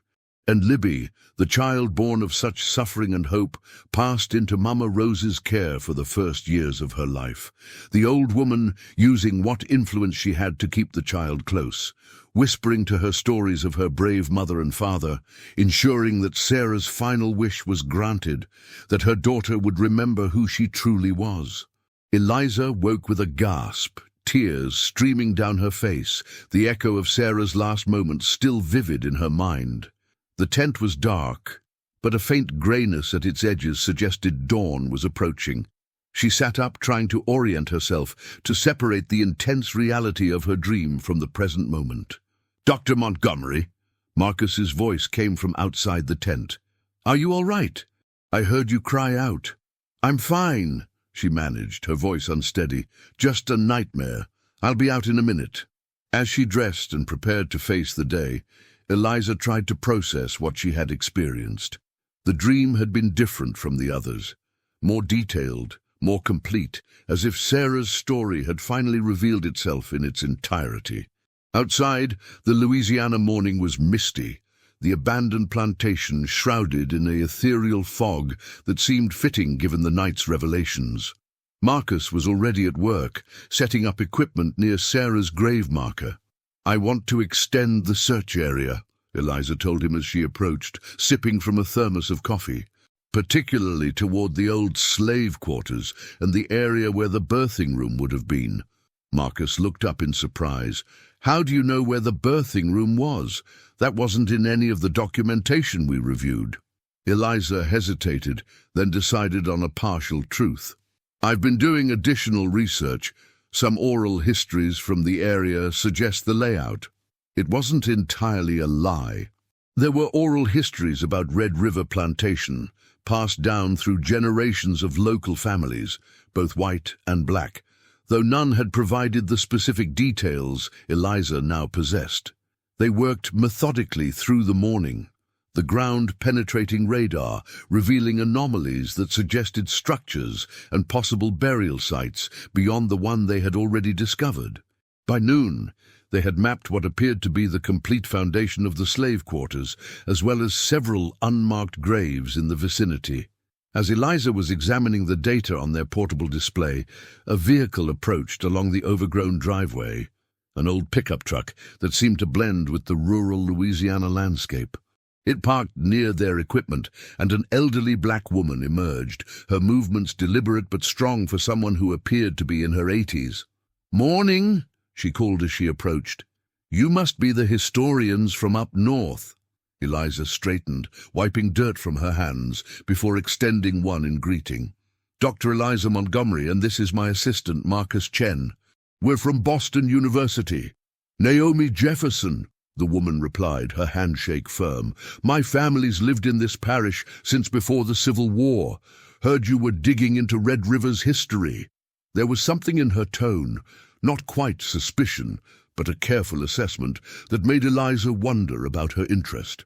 "We're conducting an archaeological survey," Eliza explained, "trying to document the lives of the enslaved people who lived here, particularly around the 1830s.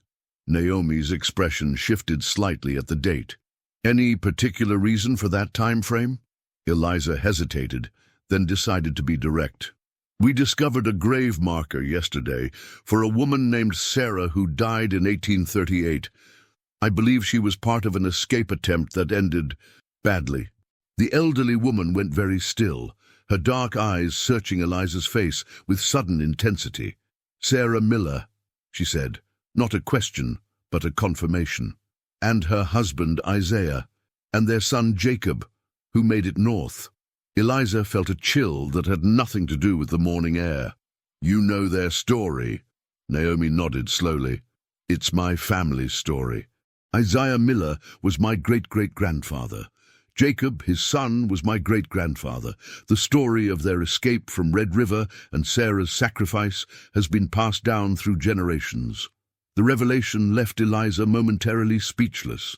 Here, standing before her, was living proof of the history she had been pursuing, a direct descendant of the very people whose story had haunted her dreams. "What happened to them?" she asked when she finally found her voice. "To Isaiah and Jacob after they escaped?"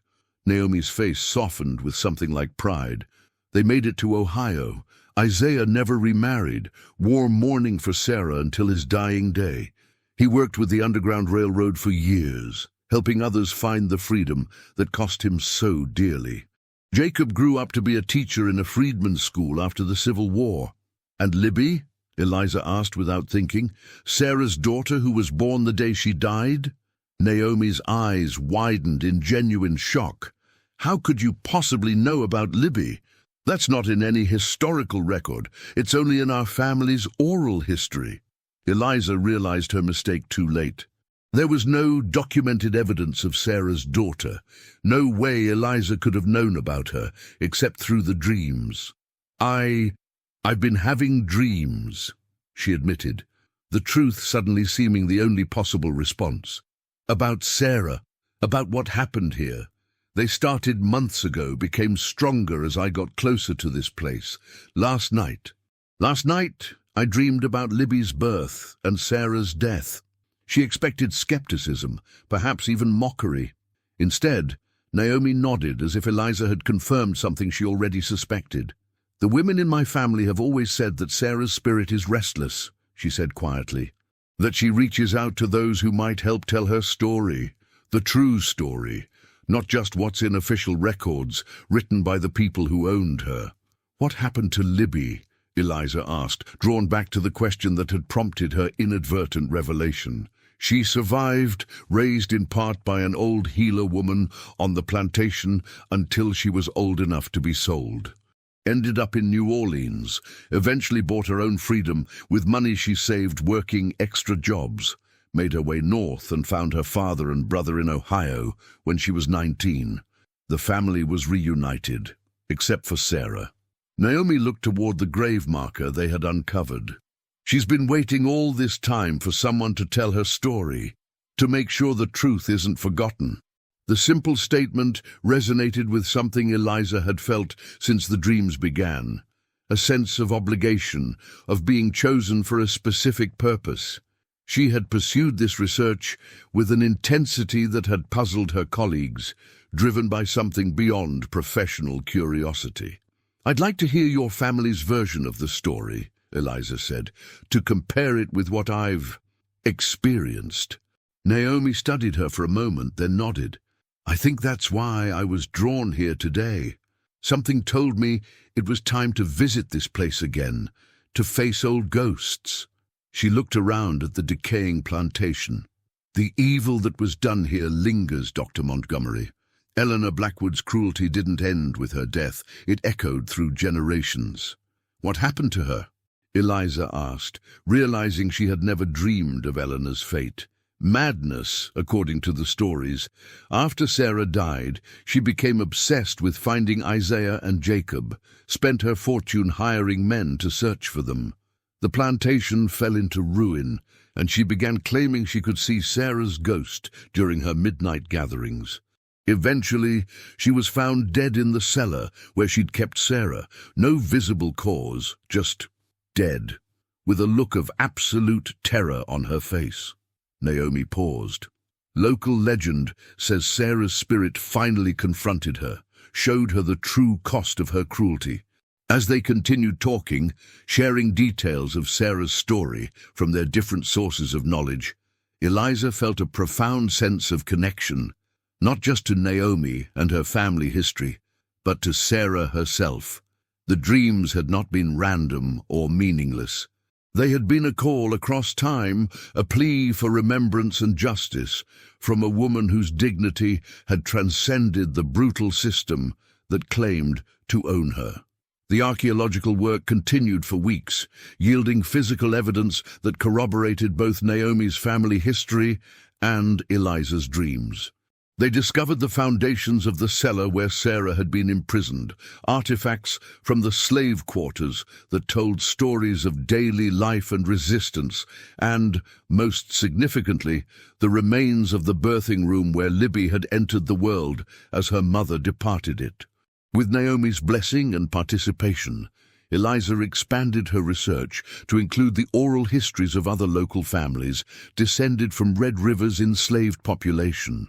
The resulting book, Echoes of Red River, Resistance and Remembrance in the Shadow of Slavery, became not just an academic contribution, but a form of delayed justice, ensuring that Sarah Miller's courage and Isaiah's desperate quest for freedom would not be forgotten. On the day before Eliza was to return to Boston, she visited Sarah's grave one last time. The site had been properly excavated and documented, the small stone marker cleaned and preserved.